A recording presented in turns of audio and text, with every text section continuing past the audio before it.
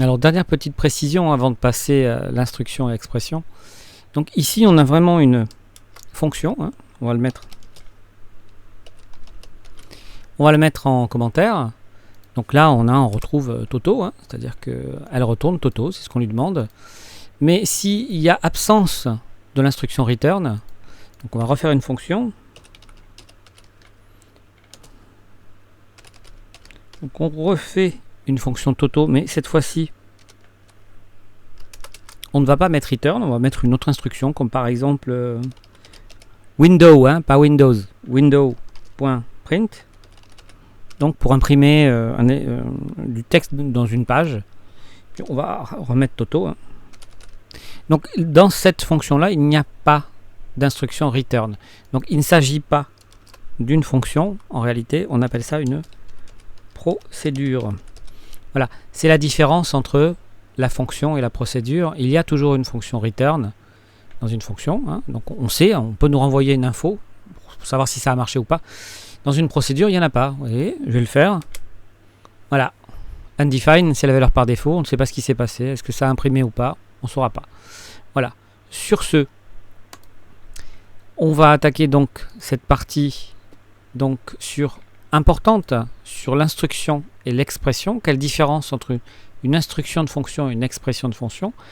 Et donc, on va voir ça tout de suite. En fait, en réalité, il y a au moins deux façons de déclarer une fonction. Donc, dans un cas, ce sera pleinement un objet. Et on pourra l'appeler de n'importe où dans le programme. Et dans l'autre cas, comment dire, la portée sera beaucoup moindre, c'est-à-dire qu'elle aura une portée beaucoup plus limitée. Donc on va regarder tout de suite ce que c'est. Donc d'abord on va regarder l'instruction de fonction. Alors l'instruction fonction, c'est exactement ce qu'on vient de faire, c'est-à-dire function. Alors on va mettre un autre nom, 0 par exemple. Et cette function va nous retourner Toto. Voilà. Donc là, je l'ai déclaré en ligne parce que c'est une toute petite fonction. Voilà. Et donc, pour l'appeler, on fera 0. Voilà. Exactement comme les méthodes sur lesquelles on a travaillé avant dans le JavaScript. Et donc là, paf, ça nous retourne Toto. Donc là, il s'agit bien d'une instruction fonction. Voilà. Donc ça veut dire que en termes de portée, les fonctions, où qu'elles soient déclarées dans le programme, elles sont remontées tout en haut. Ce qui fait que ça permet de les appeler absolument partout dans le programme. Donc ça, c'est très intéressant. Hein. On a vu ce problème de hoisting, de remontée, qui a posé problème avec certaines variables. Et là, ça s'applique aussi à certaines fonctions. Par contre, il y a l'expression fonction. Voilà, pour bien les différencier.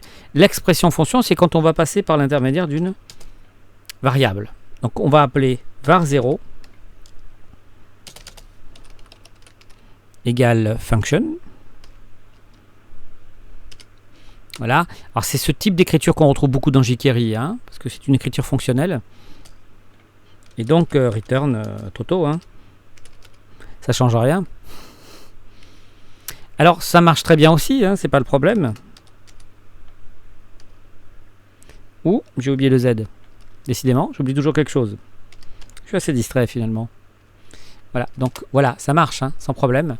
Sauf qu'il s'agit ici d'une variable dans laquelle on va stocker une fonction. Hein. Le nom de la variable, on stocke la fonction. Voilà. Et donc, comment dire, il faut comprendre qu'en JavaScript, les fonctions sont considérées comme des valeurs. Voilà. Hein, il suffit de regarder le bouquin de Douglas Crockford, The Good Parts, les bons éléments.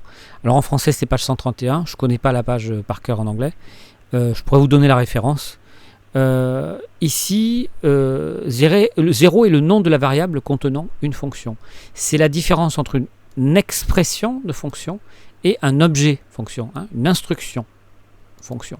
Ça, c'est très important de retenir ça parce que ça peut poser des soucis. Cette partie-là, par exemple, cette fonction-là risque de ne pas avoir une portée suffisante pour être appelée de n'importe quel endroit du programme. Voilà. Alors dans les faits, c'est la même chose, hein, ça fonctionne, mais attention au problème de remontée, au problème de hoisting, parce que peut y avoir des soucis. Et puis alors, les petits taquins vont me dire, oui, mais la fonction là, je pourrais la nommer celle-là. Oui, on peut faire ça.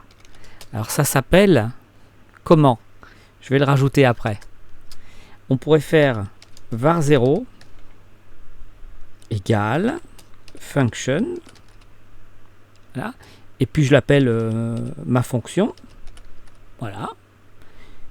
Et puis tout pareil. Hein. Ensuite, c'est la même chose qu'en haut, c'est-à-dire on fait un return Toto. Voilà. Donc on voit bien la différence avec les deux autres. La première, c'est l'instruction. Hein. C'est directement une fonction qu'on appelle de partout. La deuxième, c'est une expression de fonction. Donc c'est une variable. Donc la fonction sera limitée à la portée de la variable. Et puis, il y a l'expression de fonction nommée. Alors, ça fonctionne comme une expression de fonction, hein, c'est pareil. Donc, on va l'écrire, ça. L'expression de fonction nommée. Voilà. Et donc, ça marche aussi bien, hein, on va la faire marcher. Voilà. Mais l'avantage qu'elle a, c'est que pour débugger, par exemple, parce qu'il s'agit d'une expression de fonction nommée. Quand il s'agit par exemple de débugger dans un programme, l'avantage c'est que quand on fait ce genre d'expression nommée, le nom là, il va remonter, on va pouvoir le retrouver dans le débugger. Donc ça c'est vachement pratique. Alors ça là, c'est une fonction générique, on n'aura pas le nom. Donc il va falloir qu'on trouve la ligne et qu'on se débrouille. Donc c'est génial en debug. Mais bon voilà quoi, c'est la chose à retenir.